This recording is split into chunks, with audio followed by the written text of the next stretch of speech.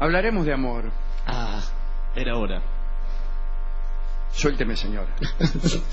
La palabra amor estuvo durante muchos siglos vinculada a un sentido negativo, sobre todo cuando no tenía nada que ver con el fervor religioso, con el amor a Dios. El Diccionario Universal de Furetière de 1690 dice: amor se dice principalmente de esa violenta pasión que la naturaleza inspira en los jóvenes de ambos sexos para unirse. Ejemplo: él se ha casado por amor, es decir, desventajosamente y arrebatado por una ciega pasión. Muy bien. Eso es lo que se pensaba del matrimonio por amor. La palabra pasión, que ahora es casi imposible desvincularla del fútbol, parece que fuera una buena cosa. Claro, parece que la gozoso. pasión fuera una buena cosa cuando en su propia etimología es padecimiento. Sufrimiento, más bien. Es algo que se padece. El patos. El patos, exactamente. Después, si tiene, adquiere otros significados, alguna connotación, bueno, que algún espíritu romántico puede atraerlo. Sí, pero en Occidente viene de la vida, pasión y muerte, ¿no? Vamos. Exactamente. Pasión es vida, padecimiento y muerte de Jesucristo. No vida, fútbol y muerte de Jesucristo. No tiene nada que ver con... Ni es una cosa buena. No. Y aplicada al fútbol me parece que es peor que ninguna cosa, pero bien. Sí. A juzgar por algunos partidos de fútbol se acerca bastante. Bueno, más allá de la idea del amor cortés, ¿no? Ese amor a veces obsecuente, la mayoría de las veces casto, pervivió durante mucho tiempo la implicancia inexorablemente pecaminosa entre amor y carnalidad. Los eruditos antiguos aseguraban que el amor carnal era venenoso. Escribió San Pablo: si vivís según la carne, moriréis. San Agustín, acá dice moriréis. Como su nombre. San Agustín decía que el deseo era una enfermedad. Avicena aseguraba que el amor era una melancolía que llevaba a la palidez y a la pérdida del apetito. Melancolía en el sentido que casualmente hemos mentado recién. No, melancolía como... humor negro, de hecho. Humor negro. Negro, totalmente. También Galeno, Maimónides y Constantino el Africano creían que las uniones sexuales reiteradas podían llevar a la muerte. Sí, señor. Alberto Magno relató la historia de un hombre que había hecho el amor 66 veces seguidas. Ruta 66. La última... En la autopsia se vio que su cerebro había quedado reducido a muy escasas proporciones. Qué raro. Desde Aristóteles se creía que la simiente masculina la producía el cerebro. Bueno, algo de eso hay. Sí. Todo lo produce el cerebro. La lujuria, señora, jamás se citó como el primero de los pecados, puesto que ese lugar estaba reservado al orgullo, a la avaricia, pero todo lo concerniente al pecado carnal se consideraba ferozmente indigno. Sí. Incluso los animales, pensaban algunos, eran de esa opinión. Pedro Damián, un monje que llegó a ser cardenal de Ostia a mediados del siglo XI, sostenía que los elefantes sentían vergüenza. Claro, esto explica Escribió: todo. Se cuenta que el elefante ama la pureza de la castidad de un modo tan excepcional y va tan lejos en la execración de la obscenidad que cuando está obligado a unirse para perpetuar la especie, gira la cabeza y mira a un costado. Como el perro. Como el perro que se hace el distraído. Exactamente. De ahí la famosa frase. Pero ¿por qué no tiene dónde poner la trompa, Señor, no lo diga así. No. Usted es un verdadero mago de las metáforas. Bueno, más allá de estos decires antiguos respecto a las consecuencias del amor carnal, citemos unas curiosidades históricas respecto al despliegue que debían desarrollar las parejas si querían tener una conducta pura. Bien. Debían limitarse las ocasiones para la unión. San Agustín decía que cuanto más frecuentemente los esposos se abstuvieran el uno del otro, mejor sería. La Edad Media produjo un conjunto de prohibiciones referidas a lugares, momentos, modalidades, posturas, etc. Se prohibió la unión sexual durante un determinado número de días del año. Sí. Bueno, sin duda, la prohibición que más se respetó fue la del domingo. Claro, el día del Señor. Porque no se debía ensuciar el día del Señor con contactos indecentes. Sí. San Cesáreo lo había pedido en el siglo VI, como una petición. Dice, ante todo, cada vez que llegue el domingo, que nadie conozca a su mujer. Pero Roma nunca convirtió esto en una prohibición, más bien fue una recomendación, una invitación. Allá por el siglo IX, la doctrina de la continencia periódica, desarrollada en los penitenciales, había alcanzado una exigencia insoportable. Además de desaconsejar el domingo, se añadió el miércoles, que era día de penitencia, el viernes, porque era el día de la muerte de Jesús, y el sábado, dedicado al recuerdo del Cristo yaciente. Se prohibió también el amor carnal durante las 3 cuaresmas del año y durante la semana de Navidad. También en los días de San Esteban, San Juan Bautista, el San Juan de Invierno, el Día de los Inocentes, los días de Epifanía, la purificación de la Virgen, la Ascensión, Pentecostés, la festividad de los apóstoles, San Miguel, todos los santos, San Martín y San Andrés. Una vez restados todos esos días, quedaban 93 días para unirse, siempre y cuando la esposa no estuviera embarazada o en sus jornadas impuras. El resultado entonces era una media de 44 días al año para el amor. No es vida, sí. Tales prohibiciones no podían ser respetadas y no lo fueron. De lo contrario, el mundo cristiano hubiese sucumbido. Contemos para terminar una breve historia a este respecto. El caballero Charles de Marion participó de la primera cruzada a mediados del siglo XI bajo las órdenes de Godofredo de Bouillon. Dejó en territorio franco a su esposa y estuvieron separados 6 años. Charles de Marion luchó por su Dios con enorme frenesí. Cuentan que tras horas de combate contra los sarracenos, la sangre seca de sus manos no le permitía soltar la empuñadura de su espada. Cuando no había batalla, de Marion cargaba el estandarte de la cruz y emulaba el último andar cristino. Confesaba en cada iglesia del camino y no eludía ninguna nimiedad litúrgica. Parecía no haber entre aquella hueste hombre más fiel a su fe. Dice el cronista, de Marion regresó a su hogar años más tarde, transido por cicatrices, pero con el entusiasmo pleno. Quería ver a su esposa y amarla después de tanta lucha. Cuando llegó a su pueblo de la Borgoña, luego del encuentro con su mujer, Charles de Marion la quiso abrazar y quiso que aquel abrazo condujera a la intimidad. Pero la mujer le dijo al cruzado que era el día de San Esteban. De Marion, desesperado e indignado a la vez, nadie como él había defendido la fe, imagínense, forzó a su esposa y luego, arrepentido, hizo su confesión en la iglesia de su pueblo. El párroco, que se llamaba Guillermo de Neuilly, lo retó violentamente y amenazó con escribirle al cardenal Borgoñés por semejante falta. Entonces Charles de Marion tuvo un ataque de ira, enloqueció, mató al religioso, decapitó las figuras de la iglesia, volvió a astillas los bancos, escupió sobre el agua bendita y se marchó de la Borgoña para siempre. El rey Felipe I llegó a enterarse del asunto, mandó a que lo apresaran, pero la verdad es que nadie supo más del destino de Charles de Marion. Quiero dar una pequeña lista de personas que no cumplieron con estos mandatos de castidad.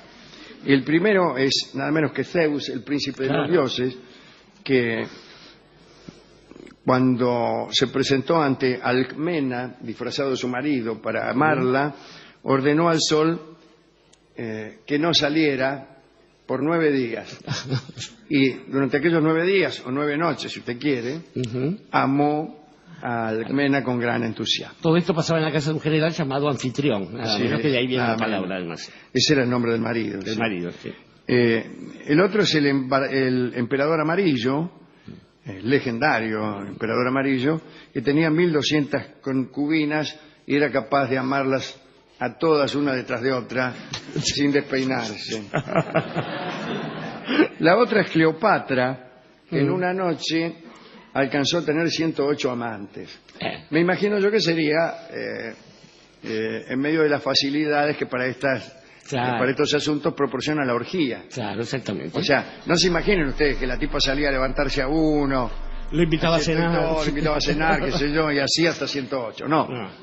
En una orgía donde hay 200 bien dispuestos, es más como y uno tiene la gana de hacer una marca.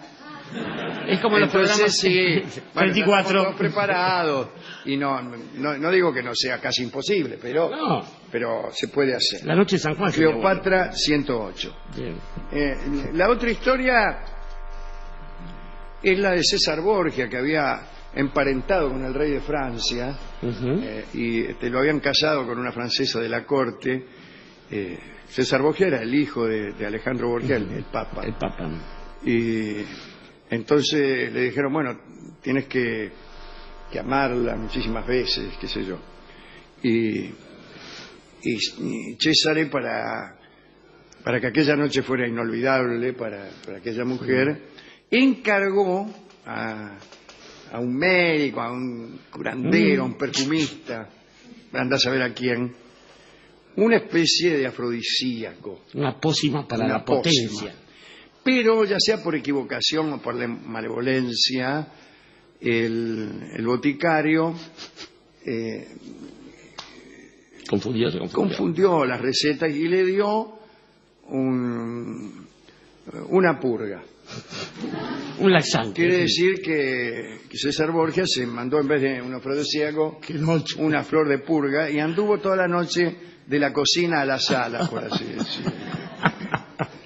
Entonces, después, sin embargo, escribió una carta que aún se conserva a su padre, diciéndole que había visitado 5 veces a su mujer. Pero me imagino que 9 veces el excusado. Claro. Y bueno, uno sin cariño. Bueno, uno que quiso hacer una noche memorable y no le salió por equivocación del farmacéutico. Toda cosa que se pretende memorable y se planifica mucho termina siendo un fiasco. Sí, parece, es verdad, pero también puede decir lo contrario, que toda cosa que no se planifica adecuadamente, etc. Sí, solo la organización vence al tiempo, pero si yo fuera César Borgia, etc. Sí. Pero detengámonos en una cosa de las que contó Alejandro.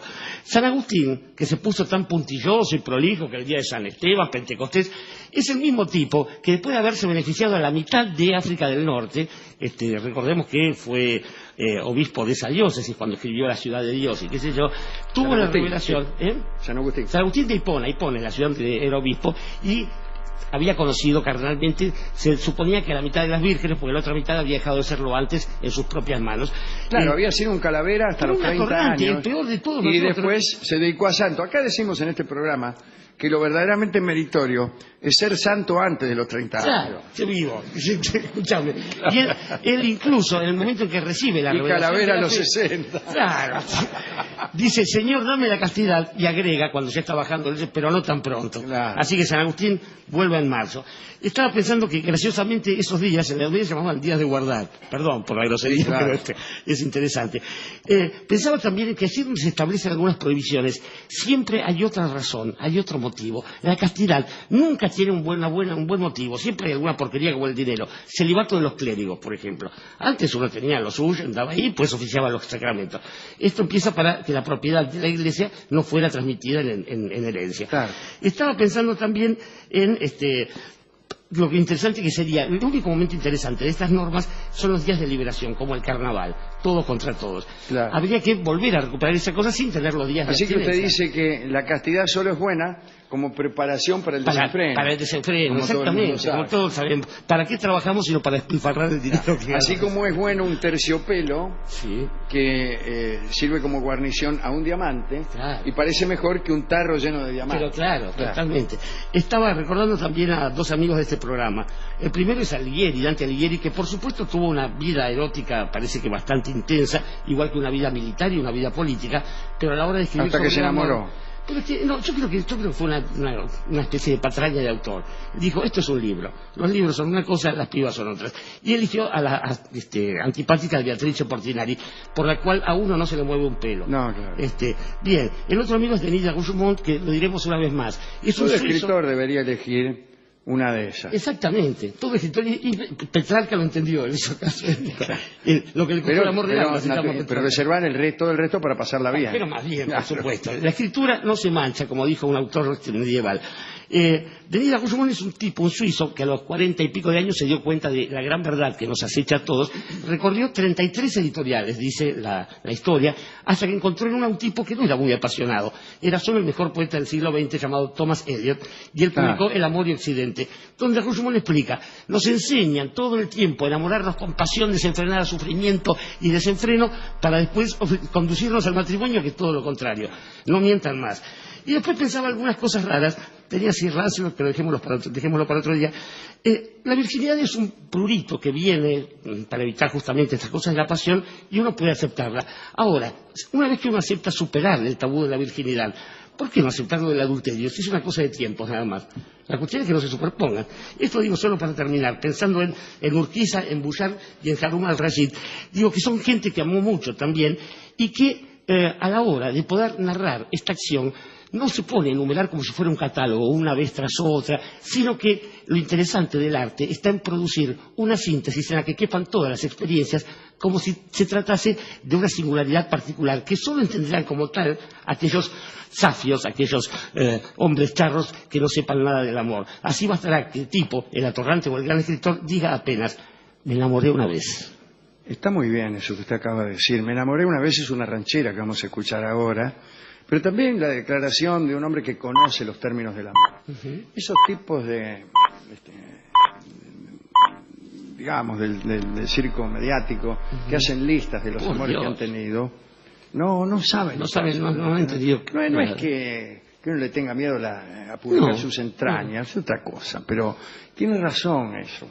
Es esa persona de la que usted hablaba una vez. Me enamoré una vez. Hacer una lista es contradecir. Nadie puede pertenecer a esa lista. Algún día vamos a hablar en serio sobre ese asunto. ¿Cuál es la manera de anotar un amor que ya no es? Solamente se puede anotar si no es. Es muy raro eso. Sí, porque además, así esté precedido de cientos otros, el amor si en algo consiste en esa especie de pretensión definitiva y universal de singularidad. Sí, pero además lo que hay es la numeración.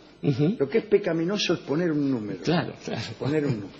Bueno, yo por suerte también me enamoré una vez. Y escucharemos entonces a Carlos Gardel con impostación de cantor de cámara cantar esta ranchera. Adelante. Hablaremos de amor. Era hora. Suélteme, señora. La palabra amor estuvo durante muchos siglos vinculada a un sentido negativo, sobre todo cuando no tenía nada que ver con el fervor religioso, con el amor a Dios. El Diccionario Universal de Furetière de 1690, que dijo una cosa, pero bien. Sí. A juzgar por algunos partidos de fútbol se acerca bastante. Bueno, más allá de la idea del amor cortés, ¿no? Ese amor a veces obsecuente, la mayoría de las veces casto, pervivió durante mucho tiempo la implicancia inexorablemente pecaminosa entre amor y carnalidad. Dice, amor se dice principalmente de esa violenta pasión que la naturaleza inspira en los jóvenes de ambos sexos para unirse. Ejemplo, él se ha casado por amor, es decir, desventajosamente y arrebatado por una ciega pasión. Muy bien. Eso es lo que se pensaba del matrimonio por amor. Quiere otro significado, alguna connotación, que algún espíritu romántico puede atraerlo. Sí, pero en Occidente viene de la vida, pasión y muerte. ¿No? Exactamente. Pasión es vida, padecimiento y muerte de Jesucristo. No, vida, fútbol y muerte de Jesucristo. No tiene nada que ver con... Ni es una cosa buena. No. Y aplicar al fútbol me parece que es peor que... Peor. La palabra pasión, que ahora es casi imposible desvincularla del fútbol. Parece que fuera una buena cosa. Claro, parece que la pasión fuera una buena cosa, cuando en su propia etimología es padecimiento. Sufrimiento, más bien. Es algo que se padece. El patos. El patos, exactamente. Después, si quiere